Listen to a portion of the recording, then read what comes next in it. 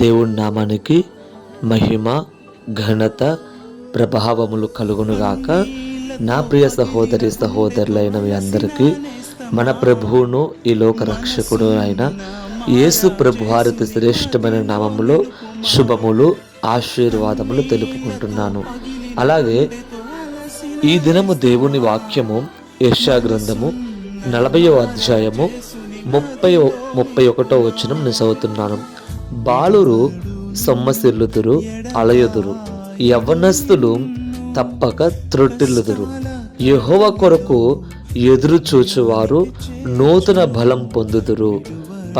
వారు పక్షిరాజు వలె రెక్కలు చాపి పైకి ఎగురుతురు, అలయక పరిగెత్తుదురు, సొమ్మసిల్లక నడిచిపోదురు. ఆమేన్.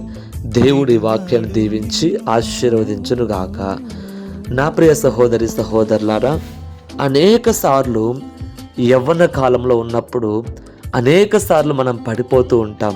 అయితే మీకు ఒక మాట జ్ఞాపకం చేయాలని ఆశ కలిగి ఉన్నాను. ఏమనంటే, పడిపోయిన మనము ఆ స్థితిలోనే ఉండాలని చెప్పి దేవుడు కోరుకోవడం లేదు. ఎక్కడైతే పడ్డావో అక్కడ లేచి నిలవబడి యెహోవా కొరకు ఎదురు చూచువారు నూతన బలం పొందుదురు అని వాక్యం చెప్తుంది.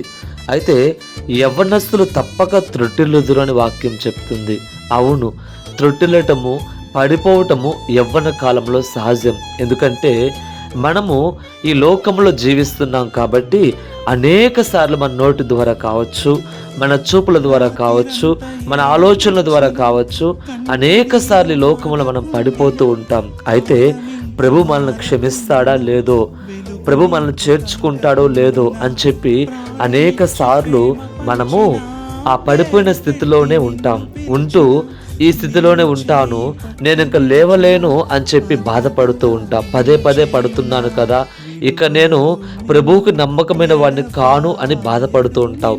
అయితే నా ప్రియ సహోదరి సహోదరుడా, మీకు ఒక మాట జ్ఞాపకం చేయాలని ఆశ కలిగి ఉన్నాను. ఎందుకంటే పడిపోయిన నీవు బాధపడుతున్నావు చూడు, పడిపోయిన నీవు ప్రభువుని నేను బాధపడుస్తున్నానని చెప్పి వేదన పడుతున్నావు చూడు, అంటే నీలో ఆత్మ ఇంకా చనిపోలేదని అర్థమవుతుంది. పరిశుద్ధాత్మ దేవునిలో పని చేస్తున్నాడు. అయితే ఆ పడిపోయిన స్థితిలో నీవు ఉండవద్దు అని చెప్పి ప్రభు పేరిట నీకు ఈ వాక్యం ద్వారా ప్రభు పేరిట నీకు మనవి చేయుచున్నాను. లేచి నిలవబడి యెహోవా కొరకు ఎదురు చూచువారు నూతన బలం పొందుతారని వాక్యం చెప్తుంది. కాబట్టి ఆయన కొరకు నిలబడి ఎదురు చూస్తే నీకు తప్పకుండా నూతన బలాన్ని నీకు దేవుడు ఇస్తాడు. ఎందుకంటే నీవు పడిపోయిన స్థితిలో దేవుడు నీవు ఉండాలని చెప్పి ఆయన చూడడం లేదు, ఆయన ఆశించడం లేదు. నా ప్రియ సహోదరి సహోదరుడా, నీవు అనేక మందికి ఆశీర్వాదకరంగా ఉండాలని, అనేక మందికి దీవెనకరముగా ఉండాలని, అనేక మందికి నీవు మాదిరిగా ఉండాలని చెప్పి ప్రభు ఆశపడుతుంటే ఆ పడిపోయిన స్థితిలోనే ఉంటావా? ఉండవద్దు, లేచి నిలవబడు.